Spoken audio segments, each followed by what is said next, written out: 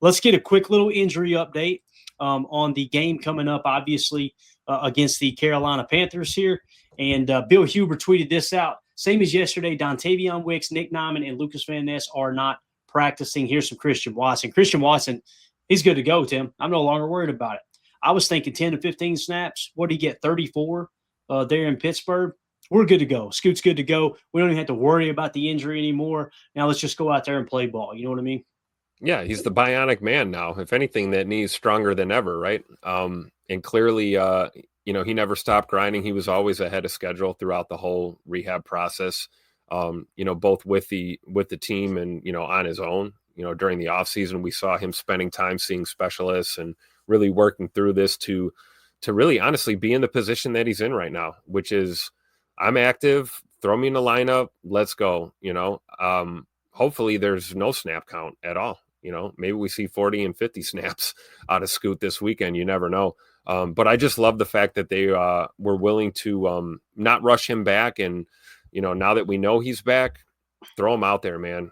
Let's go ahead and get him some targets. We know he's our field stretcher. And, whether he's got a, 100, 200, two-tutter day or not, everyone else is going to be able to eat. He can take the top off of defense, and we got guys that can cook underneath all day. So there's no reason to, put kid gloves on when it comes to Christian Watson right now in this lineup. I say turn it loose. Completely agree, man. Completely agree.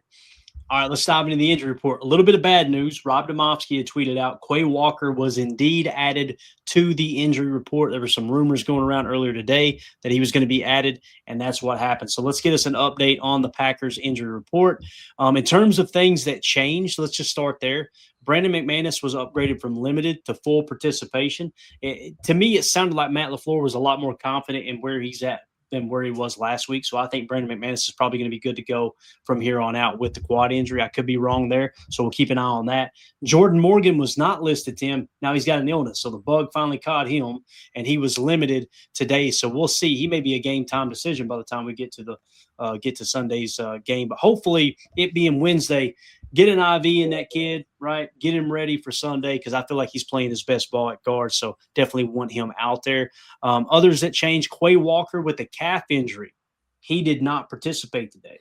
So calf injuries seem to be kind of sneaking up and biting people. We'll keep an eye on that as we get into the Friday practice report and injury report because if Quay can't go, who's that linebacker that you're going to put in that nickel 4-2-5? Is it going to be your Sam / Will backer in Isaiah McDuffie, who's playing really good football out of the base formation right now? Or do you go to the more athletic Tyron Hopper, who had one snap, but boy, did he flash on that one snap last Sunday as well. I'm going to ask you that, Tim. If you had to make a decision right now, and let's say Quay Walker's out for this game on Sunday, worst case scenario, right?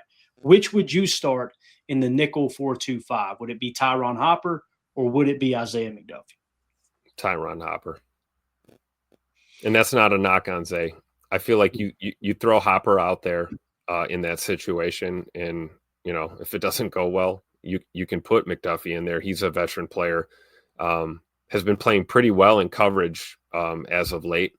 But I would go with the youngster. I'd give Tyron Hopper a look in that situation. I feel like you're right. Like to your point, he's more athletic. And, because of this linebacker room that we have, with Coop and Quay and McDuffie there, I mean, Tyron has not seen a lot of action. You go back to last year, even with Eric Wilson in the fold, it was hard for him to see the field. So if, in fact, Quay can't go on Sunday, yeah, I'd go with Hopper. Okay. That's me, though. What do I think they'll do? It'll probably be Zay McDuffie. Right. I can understand both arguments, to be honest with you. If I was making the decision, I think I would go with McDuffie over Hopper just because of how he's playing right now. However, I would make sure Hopper knows, hey, listen, your number could be called in this 4-2-5 at any moment because maybe McDuffie is playing at such a high level because he's only playing in the base package. He's really keying in on his technique out of that base 4-3, right? So if you see him out there and he struggles in the nickel, that's a whole different ball game. That's a whole different dog, right, in that fight rather than the nickel 4-2-5 is from the 4-3, whether you're playing an under or an over front with a jam. So we'll see how that goes. That was really strange. What was that noise, Tim? Did you hear that? Yeah, did you hear that too? Yeah, what was that? I don't know. Things get spooky around here, guys. I'm just telling you, man. It's the ghost. One day, one day from. I mean, that was literally was that not a siren? What was that? A horn or something? It sounded like like an ambulance just drove through our podcast. Do we have anything? And we don't have any kind of sounds there too that they've added to the board. That was strange. That was really strange. So anyway, I apologize if that busted somebody's eardrums. So I would go Isaiah McDuffie to start with, but let Hopper know, hey, look, if he struggles, we're going to put you right in the 4-2-5 look, right? So I would go McDuffie over Hopper, but have a short leash. The other one that changed, Malik Willis with the ankle, not listed Wednesday, limited today. Kind of interesting, right? Because remind me again, I've already forgot. Does anyone know who our third string quarterback is now, right? Because we obviously moved on from Sean Clifford. You moved on from Elgersma. Who is the third quarterback on the roster? Let me know, guys. I know he's a practice squad guy that we signed recently. Was it Quay something? Am I thinking right? Or did we let him go too, Tim? Do you remember who it is by chance? I don't. I'm still What a good problem to have, right? Yeah, I was gonna say, wasn't it Elgersma? But you're right. I think we moved on from Air Canada. Mm-hmm. Good question. I mean, my quick answer, our emergency third string is Savion Williams. Boy, that would be exciting, wouldn't it? Right? Much like Randall Cobb was our emergency backup not too long ago, correct? Another Kentucky guy. I don't know if I updated our depth chart or not. Let's see here. Nope, he's not on here, so we didn't update it once we did make that signing. Somebody will let us know in the chat here. Clayton Tune, that's who I was. Yeah, I knew it was a Clayton. That's right. So that's kind of a unique situation if all of a sudden Clayton Tune is your backup, right? United Bates, Michael Pratt. Listen, I was the president of the Michael Pratt fan club. I watched his college tape and was like, this dude's got good timing, good accuracy, quick release. I like this kid. He made out of camp, Tim. It was right at the end of camp, right? They shipped him out of town. I think he might be out of the league right now, too. So, so keep an eye on that with Malik Willis, man, because, again, if Jordan goes out there and he tweaks an ankle or something, and all of a sudden now you're down to your third-string quarterback, boy, oh, boy, that could get interesting quick against even a bad football team in the Carolina Panthers. So get him Sunday, man, for sure. Anything else you want to hit on the Packers side of the injury report here, Tim? Any other final thoughts on that? Yeah, I just wish that these injury lists had, some more, specifics on there. I'm wondering, looking at Quay with the calf, like which leg is that? Is this the same, leg he was dealing with the ankle cleanup? He was rehabbing with, like same thing. Tay Wicks, he's had a calf injury off and on for seems like the last year or so. You never know. Yeah, Josh Jacobs, it's tough. But looking at Jordan Morgan with the illness and then being limited today is, that's a good look. At least he's not a DNP, right? And honestly, it's if you know anything about Jordan Morgan, this is his favorite time of year. He's a big horror movie fan, big Halloween fan, ready to make some mayhem out there on Sunday. So if he's physically feeling good, I don't care if he's sneezing or blowing boogers at the defensive line while he's out there. If he's ready to go, I think he's going to play. There you go. But definitely Quay is that's a concern for me, that calf popping up. And I wasn't overly concerned with Josh Jacobs, right? With his calf. I'm like, man, he's tougher than a $2 steak. He's going to be just fine, right? But then I heard somebody say the other day that there has been a direct correlation over the last year and a half in the NFL of guys with calf injuries popping their Achilles. And I was like, oh, no, don't you dare even talk about that, right? So after I heard that they're seeing this kind of I don't know, the ties in which how many players have calf strains, calf pulls, partial calf tears, and then they go out and they play on it and they end up popping their Achilles, made me go, shut him down until that thing is completely healthy. I cannot fathom the thought of Josh Jacobs not being on this active roster for the foreseeable future. If God forbid that were to happen, man, that would be, I agree 100%, especially at home. You got 2 home games. Obviously we got a Carolina Panthers team coming in, throwback day, but yeah, if you got to sit them down, maybe you just sit them this week and it's, get ready for Philly on Monday Night Football. But I'd hate to be making a playoff push without Josh Jacobs back there. I agree. If there's any doubt in your mind, just give him a week off, Mm-hmm. Deadfish puts in the chat here. This will probably drop it down. We'll pull it back up in a minute. He says December 24th, 2023, Packers 33, Panthers 30. Anders Carlson, 32-yard field goal, won it after a 4-minute drive. We had a 30-16 lead with less than 8 minutes left in the fourth quarter. So we won that game, Deadfish? I was thinking we the felt like we lost it, though. That's probably why. Right? I was thinking we lost that game. Thank you for that information, Deadfish. Appreciate it, buddy. Thank you so much. All right. Tim, back to the injury report, Panthers side, okay? What changed? Brady Christensen, offensive lineman, had an Achilles. He did not participate. He was officially placed on the injured reserve, so he's pretty much done now. And let's see who else we got here. Andy Dalton did not participate with the right thumb, but he is limited, was limited today, so that changed. Xavier Legette has got an illness as well, so he wasn't listed Wednesday. He did not participate today. Damian Lewis, guard with an oblique, was full participation Wednesday and downgraded to limited today. Taylor Moton with the knee, he's a tackle, did not participate Wednesday. He was limited today. Nick Scott, safety with the groin, did not participate. Then he was limited today. So you got a couple guys, several guys that are upgraded here. And then Trayvon Wallace, linebacker with the shoulder, did not participate Wednesday. He was limited today. So it seems like some of those offensive linemen that we just assumed were going to be out, all of a sudden, they may end up playing in this game. So interesting there. We'll keep our ear to the streets on that. So they're going to need all hands on deck to deal with this defensive front that we got in Lambeau, for sure. Looking at Princely Umanamilan, second day in a row, DNP, on the defensive side of the ball. That was somebody that we had relatively not super high draft grade on, but somebody that we had on our board as a young player, rookie player. Him not being in the fold, makes me wonder once we get into the breakdown, the PFF matchup and really look at these things, how they're going to look in the middle and the outside, their edge and their middle linebackers, without him in the fold. Of course, he could be a full participant tomorrow for all we know. Yeah, definitely.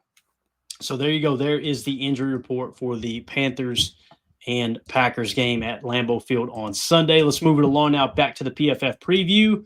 And Tim, the line continues to move here. Obviously, we're talking about all the money that's on the Packers. 58% of the money is on Green Bay to cover the spread. Guys, last time we talked about this, the spread was 13 points. They have now moved it to 13.5. Why did they do that? Because the majority of the money stays on the Packers. They're trying to entice people to bet against that, right? Take the plus 13.5. They just teased it a little bit further, a half a point. So the Packers are now officially 13.5 point favorites. And as far as the money line, 87% of the cash is still on the Packers to win. 96% of the tickets are on the Packers to win outright as well. Let's get into the more important part here, Tim. Let's talk about the lineup matchup. And let's start with our offense, all right, in 11 personnel against their nickel defense. All right. When you look at our grades, let's start with the offensive line from left to right. Rasheed Walker, 63. Aaron Banks, 55. Elton Jenkins, 61. Jordan Morgan, 52. Zach Tom, an elite, sixth highest graded tackle in the league with an 80.9. Going up against their front four in their nickel defense, Tim, from right to left from the defense's perspective, but lining up from our left to right on offense, you got Wanham, if I'm saying that right, 53.2. Opposite of him is Nick Scorton. We talked a lot about him, right? Rookie linebacker, edge rusher. He was drafted in the second round with the 51st overall selection. So he's grading out a 66.2 as a rookie, obviously. Solid grade for a rookie. I don't think he's a Tuesday player by no stretch of the imagination, though, Tim. So you got Wharton on the inside, 50.4 defensive tackle. And then this looks like, according to PFF, might be a Tuesday player. Derek Brown, 89.4 on the year. When you look at his career grades, 61, 64, 84, 90, drops back to a 47, but minimal snaps, probably got injured. Right back up around the 90 mark at an 89.2. He's 6'5", 320 pounds, former 7th overall selection in the 2020 draft. This is definitely a Tuesday player, Tim. This is a guy you got to kind of account for. So it's nice. This week, though, you don't have a TJ Watt to have to worry about, but let's make sure that we're getting extra help inside on Derek Brown. I agree wholeheartedly. And let's pound that rock in the run game to the left side. Maybe we run away from that. But certainly the brightest spot on that D line looks like Derek Brown. You got to account for that for sure. Yeah. And I love the opportunity for Elton Jenkins, and whether it's Aaron Banks or our boy Jordan Morgan to be able to help double team on him right now. What that means, though, is you're probably going to be forcing single blocks with Zach Tom and Nick Scorton. I'm sure they move Scorton around a little bit, so I think Tom can handle that. I also feel confident that Rasheed Walker could handle Scorton as well, right? So with that being said, our front against their front, offense against their defense does not worry me at all, Tim. It doesn't. So how do you feel about that with our offensive line against their front four, man? Oh, yeah, that's why I'm saying, like, we should be able to run the ball. We should be able to establish a run game. I mean, just going off of this alone, maybe we run a little duo again, but I'd like to see, those guys earn it. Let's run between the tackles. Let's pound the rock. You can always change that if it doesn't work. But I would not be concerned about, attacking these guys with the run game. Really, their corners look like their best, in the nickel. It looks like their best foot forward is really their corners. So it might be one of those games to run to set up the pass.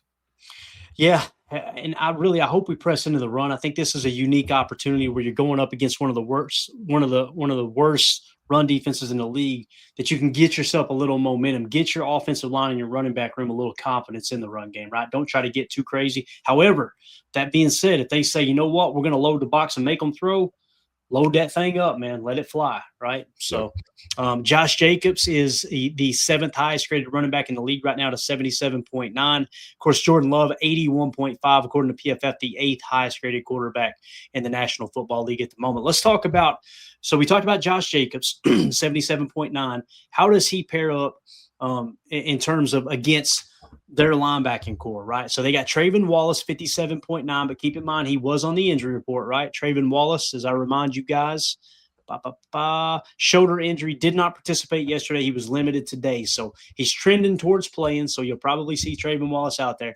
And then next to him is Christian Roseboom, if I'm saying that right. Looks like he may have been undrafted out of the South Dakota State Jackrabbits. He came into the league in 2020. His PFF grades throughout his career, 63, 77, 47, 53, 43.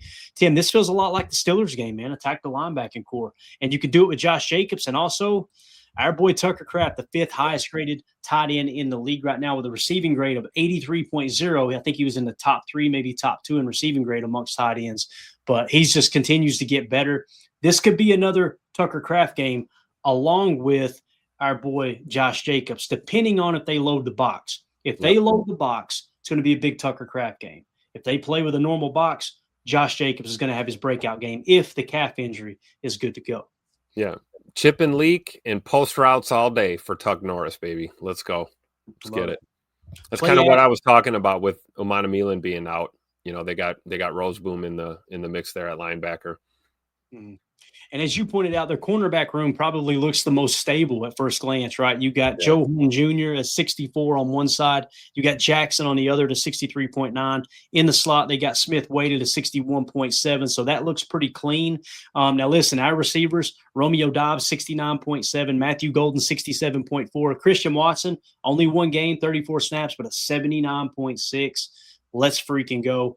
Their safety room, you got Scott at free safety, 60.4, and Morig, if I'm saying that right, strong safety, 61.3. This does feel like one of those games. We're going to go, you know what? Pick your poison. If you want to stop the run, we're going to throw the ball on you. If you want to stop the pass, we're going to run it down your throat. That's what this really looks like to me, Tim, unless I'm overlooking something. No, I'm with you. Lockstep, 100%. We're not intimidated by the secondary, but clearly looking at the tape and looking at the PFF numbers, that's their strong suit on defense. Obviously they've got, we talked about Brown up there on the D line, but other than that, it's really their secondary. So I think you're right. We're going to take what we can get. If we can establish that run and it's working, that's one of those things. It's like if the run game is working, I hope we don't get away from it and try to force the issue too much down the field. If we can find success on the ground, let's stay there and put points on the board. But I think either way you slice it, our offense should look pretty good against this defense. Completely agree, man. Completely agree. All right, let's move over to our defense and how they match up against the Carolina Panthers offense. And again, I'll get you all of the tendencies, what what formations they like to run, what personnel, and how that matches up against the Packers. We'll get all that put together for you guys and gals in the game plan over the next 24 to 48 hours. And that'll be available on Patreon, patreon.com/Packer Fan Total Access. All right. So, Tim, their 11 personnel against thank you for putting that up there, buddy, our nickel 4-2-5 look. Okay. So here's how it shakes out. Their offensive line, Tim, looks pretty darn good. Yeah. Like, this is according to PFF. However, they have been running the ball well. I think they were 10th in rushing, right, in terms of yards per carry. So solid running game. But I think they were giving up something like 2.4 sacks per game, I think it was. I may be getting the sacks mixed up with the turnover differential as well. So you guys go check that yourself. But from left to right, man, Ekwonu, 75.6. He's the 17th highest graded tackle in the game. You got Lewis at left guard, 75.9, the 7th highest graded guard in the game. You got Corbett at center at a 68. He's the 11th highest graded center. Curran, I think is how you say it, at right guard at 82.1, but minimal snaps. So he's made the most out of his opportunity so far. And then, of course, Moton at a 73.4. He's the 22nd highest graded tackle there at right tackle. So, Tim, their offensive line looks like the strength of their offense, that alongside Ted McMillan, which we'll talk about here in a second. When you look at how they match up against the Packers, last week we talked about how we should be able to take advantage of the Steelers' tackle position, right? This week, you might not be able to do that as easy, right? So this kind of feels like a cage rush game. Even though they're giving up some sacks, I don't think it's going to be a game where you're going to come away with a lot of sacks. I could be wrong. Cage rush, keep Bryce Young in the pocket and just compress that pocket in on him, man. Maybe even run a touch spy along the way as well. Don't let him beat you with his legs. And obviously on the outside, you got to account for McMillan. Yeah, this is one of those games where you trust your front four, right? And if you're getting blocked, take that tackle or that guard with you right to the quarterback. Maintain your edge. Don't let Bryce Young beat you with his legs or, roll out and extend plays and hit you with those little dink and dunk moves. I agree. I don't think this is one where you're going to, call the dogs and be dialing up blitzes all the time. You're going to pick your spots. I'm sure Hafley's got, a couple blitz packages in mind for this game. But I think you trust yourself and, rush for and try to keep him in the pocket. If Bryce Young is moving around, that's when I'm a little bit concerned as far as our defense goes. But ultimately, and again, same thing. O-line looks pretty good for them. Are they world beaters? Probably not.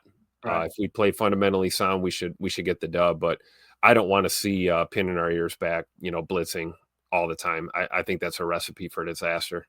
Yeah. And again, they've got a solid offensive line, but we got one of the best defensive lines in football, right? You got Micah Parsons, 92.5. He's the highest graded edge defender, according to PFF. Rashawn Gary, 74.6. He's top 5 in the league in sacks right now. Devontae Wyatt playing great football coming back from that injury. 73.3 now is where Wyatt's at, Tim. This is really exciting, man. So Wyatt, 69, 59, 66, 73. He has taken that year 4 jump. Obviously, they already hit him with the 5th-year option, so you didn't got to worry about getting the contract done right now. He's on a prove-it deal, essentially. Pass rush grade of 75.9. He's still a less than stellar run defender, but again, that's not what you got him for. It's not what you want your 3-tech to really be. If he can do it, great. That's a positive. But I do feel like Edgerrin Cooper and Quay Walker are going to help protect him on the backside in terms of the run and let him kind of eat there in the middle at 3-tech. So Devontae Wyatt, I think this kind of feels like Devontae Wyatt might have a big game. This might be a game where you get a sack and a half from Devontae Wyatt in the middle if the tackles do handle Parsons and Gary fairly well. Not that they will, but just kind of theoretically speaking there. Bryce Young, 67.3 is the 25th highest rated quarterback in the league. That's a solid number in my opinion, especially coming back from injuries and things like that. And Chuba Hubbard, listen, I know some people think really highly of him. I think he's a solid back. I think the offensive line has a lot to do with his success this year. But, man, he's been consistent as anyone in the league since he's come in, Tim. 64, 76, 77, 75, 67. Solid running back there. 6'1", 210, a little bit bigger there out of Oklahoma State, former 4th-round selection. He's got a running grade of 71.1, and like I said, an overall offensive grade of 67.8. So I think they'll be trying to attack us with a balanced attack.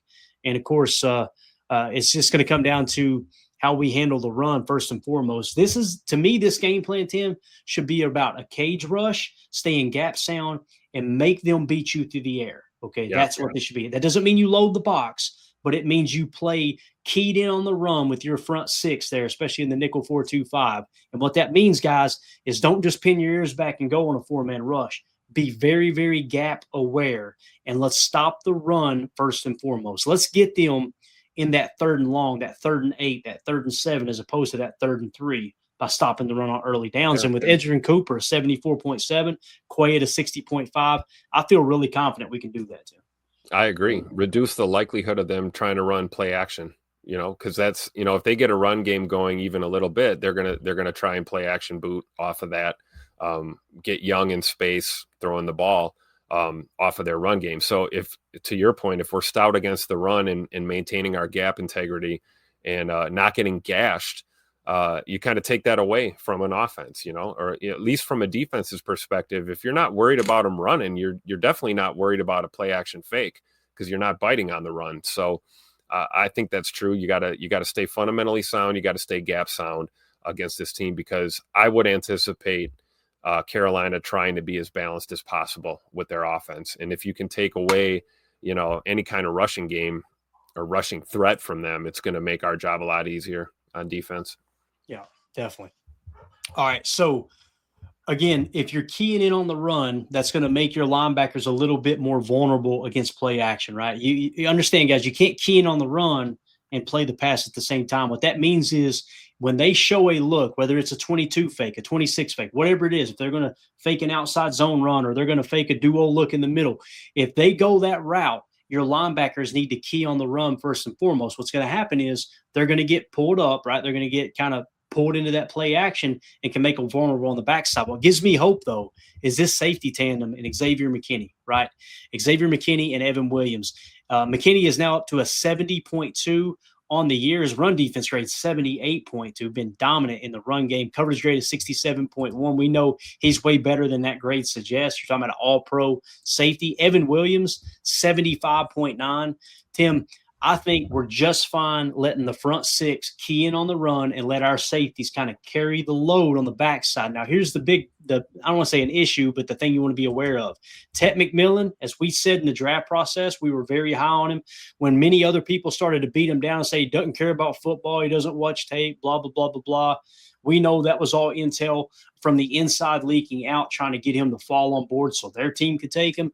He's a dog, man, 78.5. He's the 15th highest graded receiver in the league, standing at 6'5", 212. He was selected 8th overall. This is a Tuesday player, Tim. I know he's young, but that's a Tuesday player. What did we do against DK last week?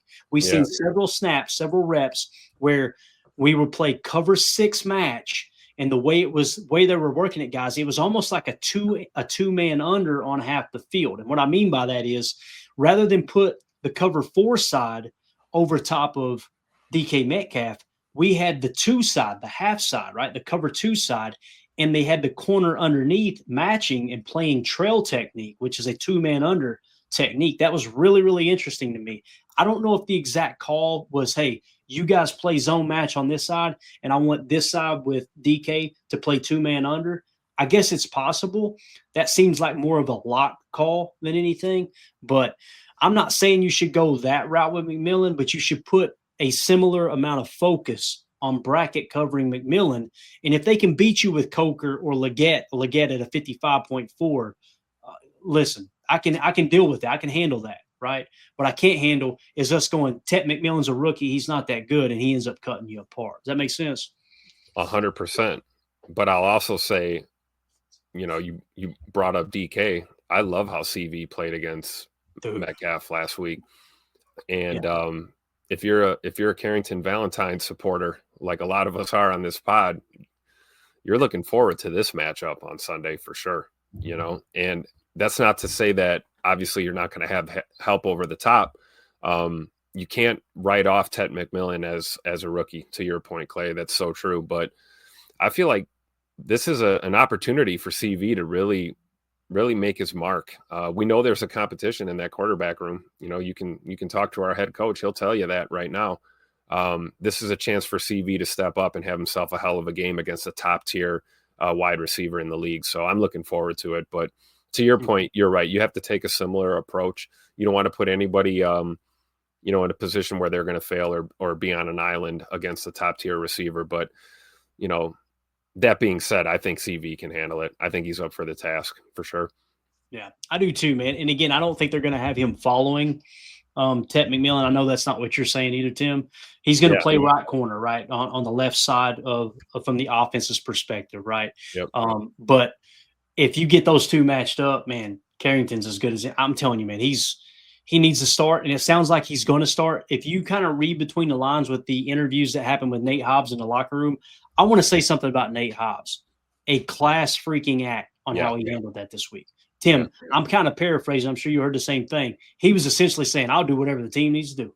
Yep. Like, if it means me being on the bench and coming in reserve, I'll do that. And I just think that's absolutely awesome. It says a lot about the person that Nate Hobbs is, knowing that he struggled early on, whether it is truly the injury that's got him kind of behind schedule, or if it's just something that maybe he's not as good as we thought he was. He's handling it the right way. And I think it is time for Carrington Valentine to have an opportunity to be our number one cornerback. I think now is the time for that. Very well said, man. These guys are playing for each other. Everybody, all 53 on the practice squad, man. Everyone's playing for each other. Nobody's hating on each other. Nobody's crying about, oh, he's starting, I'm not starting. We're trying to bring Lombardi home, man. This team is trying to win a title, and you need attitudes like that across the board from everybody on this squad. So, yeah, regardless of what's going on with Nate Hobbs, play on the field, it could be too, he's still a new guy. He's coming into his own as a Green Bay Packer and finding his way, finding his role on this team. I can tell you when it comes to leadership and attitude, Nate Hobbs is that dude. That is a guy you want in your locker room. And it's a telltale sign when, he made the comments that he made today. I believe that was a Matt Schneidman article, talking about basically Hobbs, whole reaction to this. A lot of times, especially with corners, right? Corners and receivers, that's an ego-driven position in this league. Let's be real. So to see, Nate Hobbs kind of, remain humble and focused on what's really important, which is, helping your team win games. I love that attitude, man. If I'm starting, I'm going to give it 100%. If I'm coming off the bench, I'm going to give it 100%. And we're going to pick each other up and win a ship this year. I love it. And if he is coming off the bench, I wouldn't be surprised to see him a little bit more on special teams. And I think he would dominate as a gunner on special teams. Oh, my gosh. He's that type of guy, so. Absolutely. Really, really excited to see how that all shakes out. And someone had said in the chat, Drew D said, if Hobbs is going to play, then it should be over Nixon probably. I agree with that, right? If That's you're going to give him a point, rotate, let CV stay out there unless he needs a breather, right? If he needs a breather, cool, pull him out, throw Hobbs in. But the problem with Nixon, and listen, I'm just going to say it, and I could be completely wrong. I kind of feel like if you pulled Nixon, going to be a little bit of an issue. He's that type of player. He's emotional. He's high strung. We love that about him too. When he's on, boy, he's fiery, right? But that's something you got to kind of. I guess you better be 100% sure that Nate Hobbs is going to play better than Nixon if you're going to pull Nixon off the field, because I know Nixon has had a rough go, right? He's had a rough couple weeks, but it was just 3 weeks ago, Tim. He was leading the league in pass breakups, yeah. Right?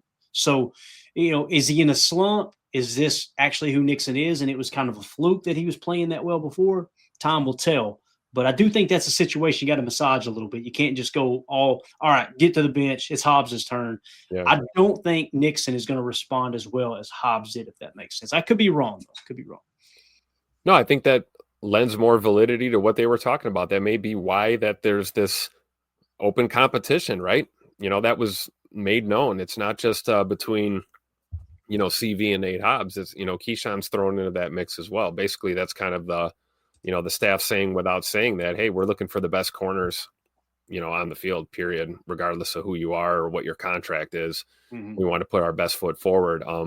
I think I would agree with that. But, to your point about, maybe Hobbs responds more to being, quote unquote benched or removed from his starting duties.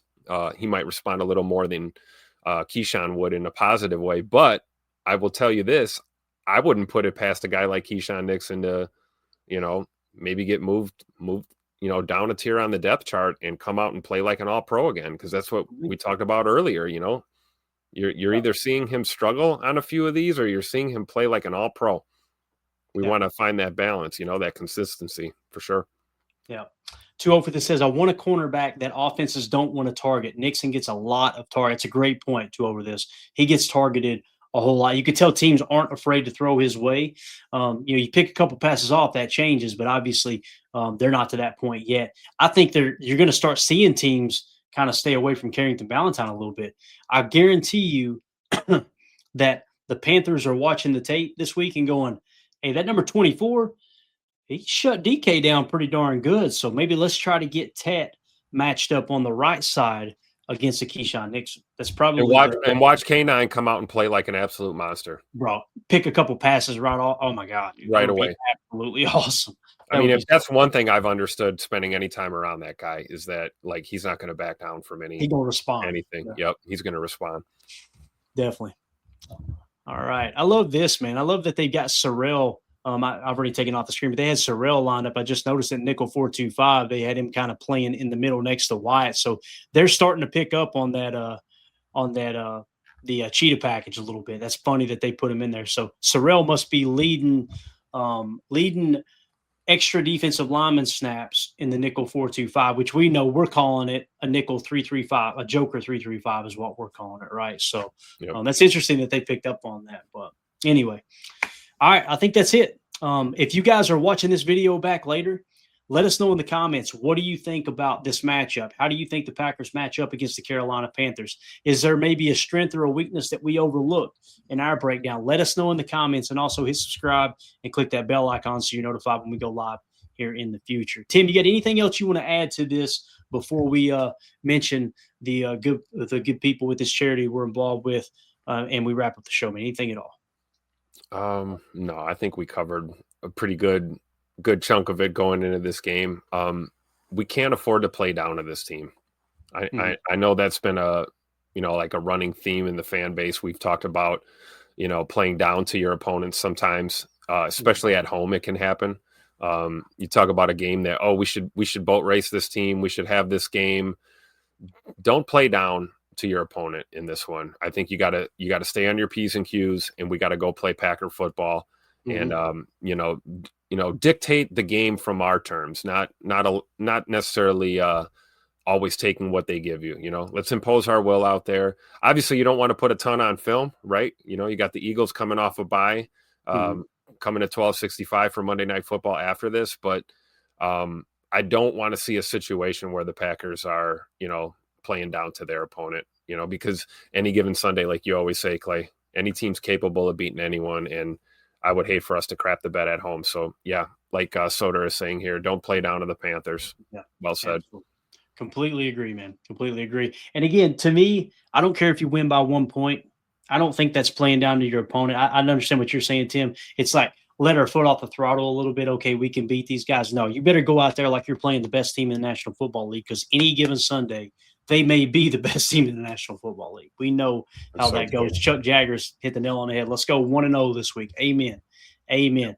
And listen, then you reset and you go, okay, let's see how close we are to truly going on a championship run against the Eagles next week. We'll have plenty of time to talk about that. But, man, that's going to be a great test. You just got to get past the Panthers this week and make sure you don't overlook them. That's for sure. So, amen. All right. That's how you want to go into that big primetime matchup, right? Coming off a win at home. Yes, absolutely, man. All right, Tim, tell everybody about the good folks over here at Operation horseshill.org.